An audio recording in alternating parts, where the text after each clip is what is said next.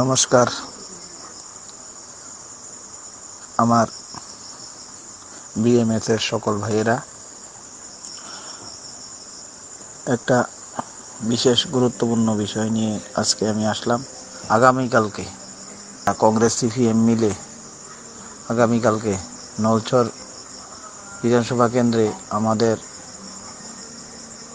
BMS এর পক্ষ থেকে 20-25টা গাড়ি নেওয়ার চিন্তা ভাবনা নিল তারা। আমার বক্তব্যটা হলো, কালকে আমরা সিপিএম দেরকে একটি গাড়িও দেব না, ওদেরকে আমরা গাড়ি দেব না।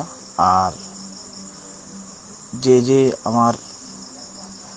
আমাদের বিএমএস এর আন্ডারে আছে, ওই গাড়িগুলোর উদ্দেশ্যে বলছি, আপনারা কেউ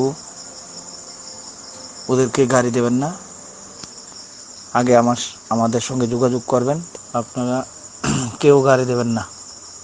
আর যদি কেউ গাড়ি দেন, ক্ষতিগ্রস্ত হলে আমাদের কোনো দায়প্রাপ্ত হবে না।